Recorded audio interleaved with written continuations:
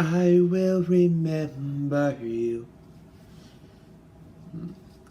She got her own crib with a twin bed in West Hollywood. She uptown and she danced to her favorite song and sing along when no one's around.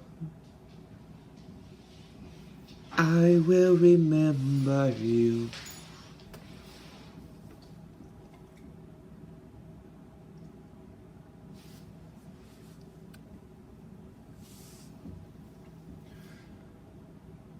Most of us, when we're young, have dreams. My dream, when I was in 5th grade, after a strong season as tight end for my Mighty Mites team, was to learn how to play quarterback and quarterback my 6th grade Mighty Mites team, which I did quarterback that motherfucker. I did it well. We ran the beer option. I read defensive ends all fucking day long. Most Mighty Mites athletes, they just show up and do what they're told. I was making decisions, bitch.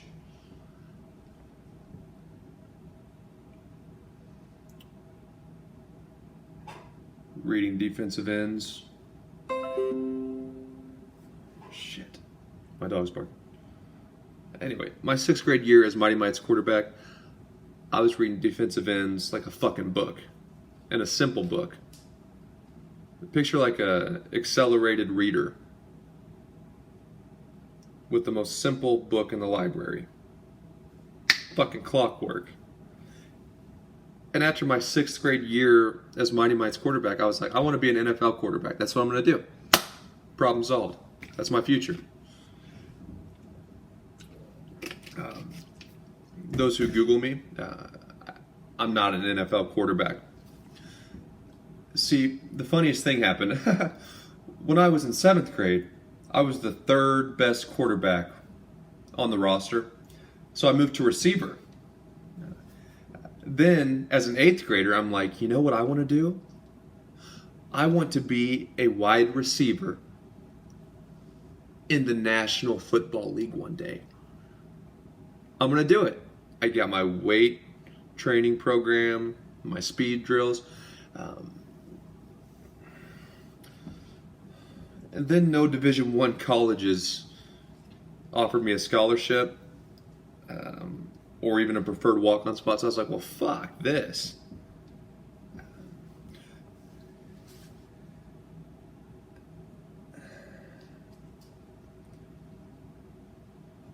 So maybe we shouldn't all chase our dreams. But I did have other talents that I didn't discover until later in life. For example, had I got into music as a 5th grader, I might already be a professional musician. But I didn't get into music until I was 20, and I'm 27 now. And I didn't get serious about training for music until I was 25.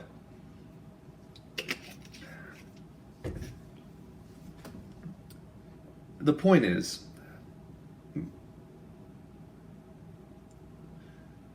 most people desire more out of life than what they get. Because most never make the choice to try and learn their own unique talents. So they settle for a miserable job and rush into marriage in their early 20s because it's comfortable.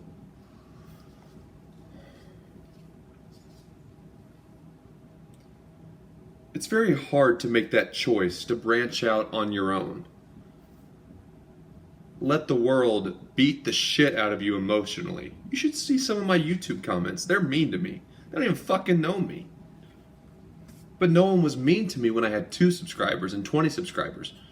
That's how people work, man. And no one likes their mom, who was supportive all my life, call psychiatrists for second and third opinions because I said fuck the real job. It's hard. That's why most people don't make that choice to chase their dreams. Fortunately, that choice was made for me by my old manager at Walmart Corporate. I had a comfortable job, and had it not been for COVID, I might have retired with Walmart Corporate. You never know. But I certainly wouldn't be singing and dancing and playing chess on a YouTube channel.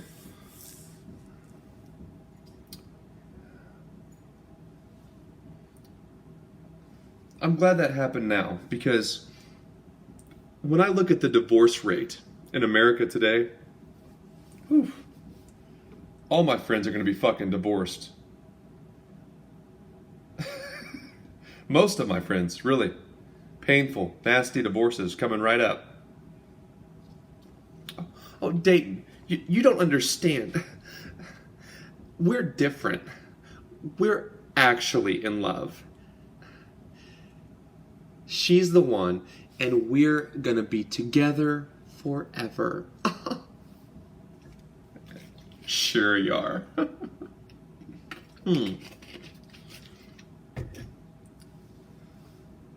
Put that quote in a fucking picture frame. You're gonna be divorced. Here's how I know my friends are gonna be divorced.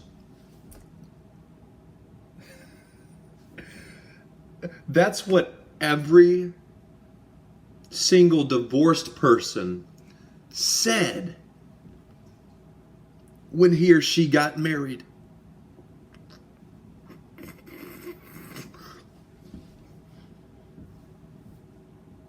They're still divorced.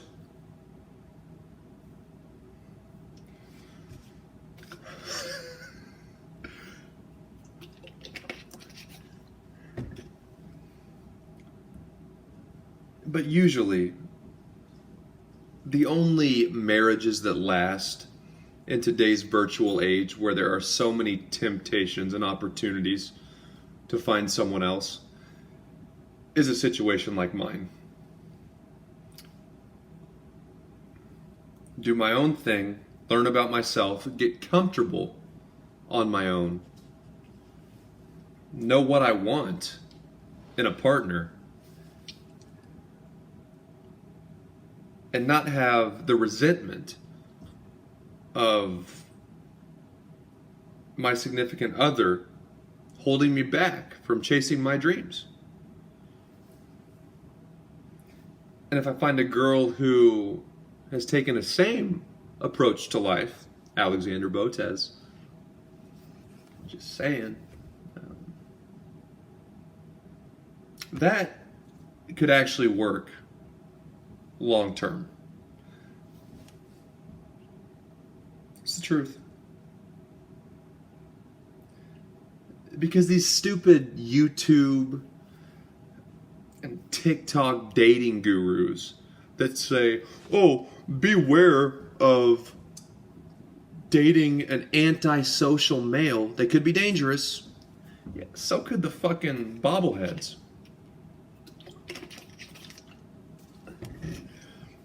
The reality is, there is a very small percentage of society that is actually capable of doing terrible things.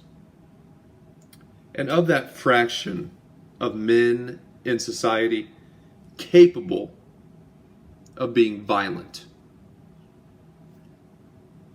a sliver of that small fraction of men actually become violent, stalkers, rapists, etc.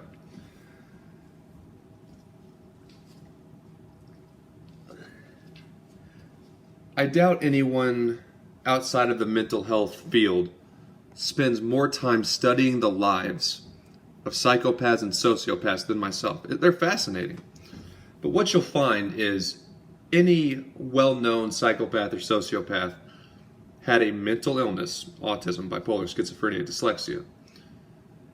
And that insane person had usually one specific event in his or her life that was so traumatic, it triggered the mental illness.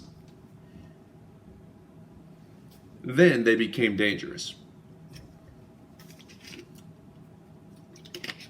That's why that beware of the antisocial male is so stupid. Those are fucking horror movies, fictional horror movies. For me, my brain chemistry is capable of going down that path of being insane, manipulative, destructive to society. One of the reasons I'm grateful I met Chess when I did. But I did not have a life experience to tip my personality to be evil.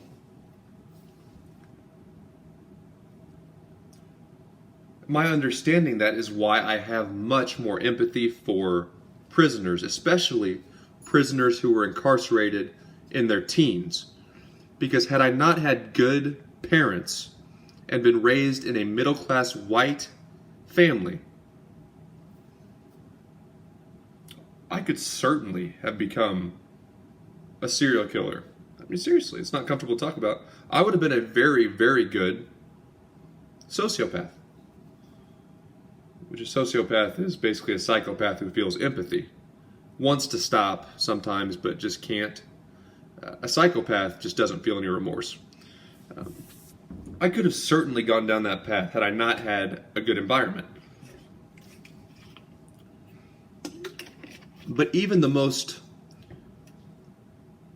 horrific mental illnesses, like bipolar 1, for example, that person will probably turn out fine if he or she does not have a very bad, memorable event.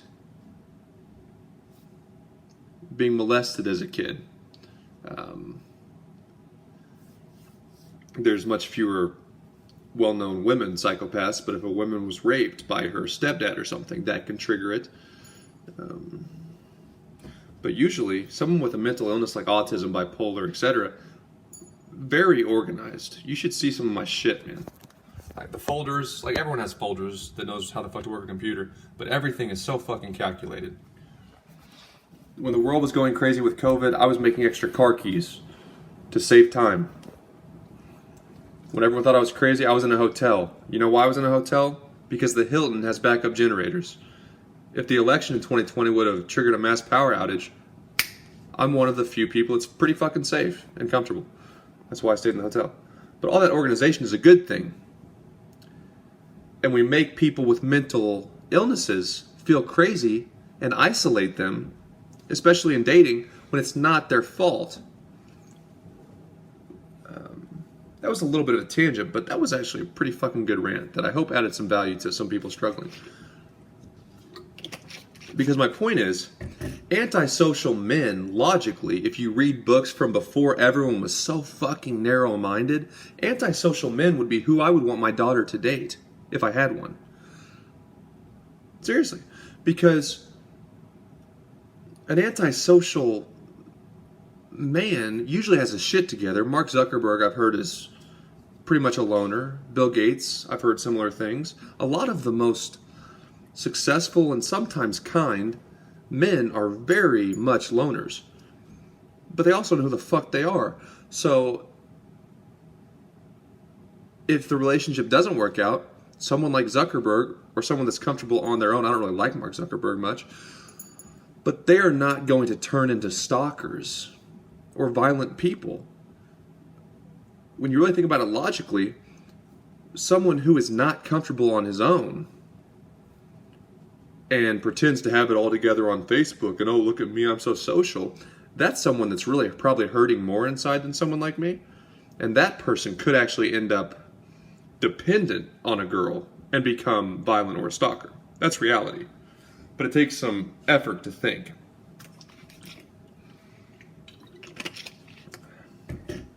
I could be a marriage counselor also. You got to have your own shit. You got to be comfortable in your own skin. And that's why, again, some of my friends are already divorced. Some of them got divorced before they were 25. Can you imagine that? And I like some of my friends from high school, from college. Some of the girls I know are great. Some of the guys that they married were assholes. And it's actually probably the guy's fault in a lot of the divorce cases in my friend group. But you know what? There's no fucking way if I got married before age 25 that I would sign divorce papers before I'm 30.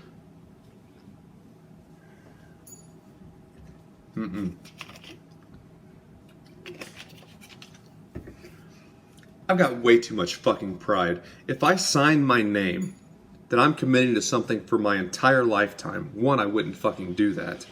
I probably wouldn't even get married to Alexandra Botez unless we dated for a few years. Maybe. I'd probably marry her. But if I did sign my name, even if it was a drunk deal in Vegas, I'm going to make it fucking work till 30. I have too much personal pride to not at least give it a shot and go to counseling and try to make it work until age 30. And that's what some of my friends do, man. Already fucking divorced before they're 30 years old. And I see their reasoning. But that's what I'm saying here. In all those cases, the one commonality in my divorced friends is they were not doing it for the right reasons. Mainly, they weren't comfortable in their own skin. They wanted a big wedding. They wanted their parents to be there and celebrate and get all these people that they don't even really know, mutual friends and acquaintances, not even close friends, so they could all take beautiful pictures while they're young. One of my ex-girlfriends even said, well, I want to make sure I get married before I'm 30 so I'll look really good in the pictures. I'm like, that's a logical thing, but fuck that. I'm not going to rush into marriage just so you can look your best in your pictures. No.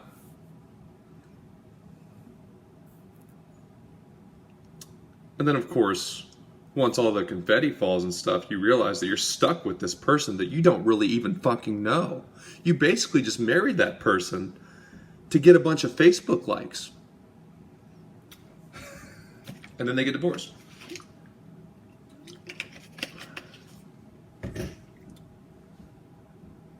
Let's give antisocial males a chance. For me, a little bit different because I'm trying to date women. But with COVID, if I see a girl at the top of my Facebook suggestions that I don't even have a mutual friend with and she's hot, I'll fucking friend request her a messenger. What do I have to lose? We're all probably going to die pretty soon anyway. And if her content, for some reason, is a red flag or I hear something about her being crazy, you know what I do? Courtcases.com.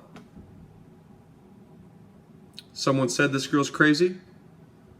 Oh, this girl cheated on me. Maybe she's smoking hot and you're mad that she dumped you. If I hear a lot of criticism around a person, I'm usually going to be interested in that person. One, I want to know if it's true, and usually it's not true, and that person's an exceptional person because no one criticizes dumb motherfuckers that no one wants to be with. Dumb motherfuckers criticize good people. And if that girl does not have any criminal history, you know what I do? Let's go on a date, baby. That's my approach. That's how I would suggest girls approach it also. Like, the risk of not giving someone a chance is you lose out on a fantastic person forever. But giving someone a chance, there's almost always nothing to lose and everything to gain.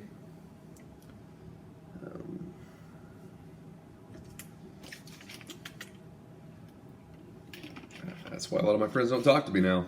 Because the truth ain't always nice.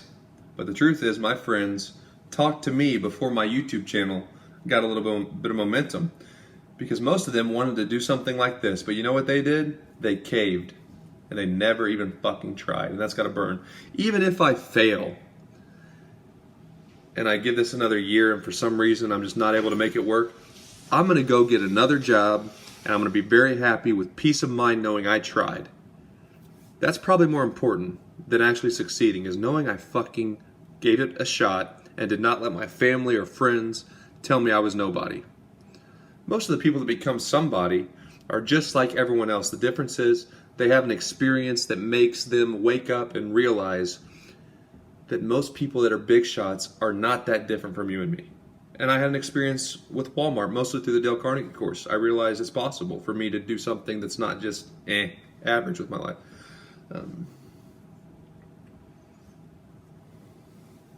I just said a lot of shit. It's going to make a lot of people get their feelings hurt. But, yeah. Oh well. Because you probably think I'm an asshole. Read your facial expression. But it's not every day someone comes and leaves an impression, typing shit to say to you, then deleting it on my phone when I'm texting. Because I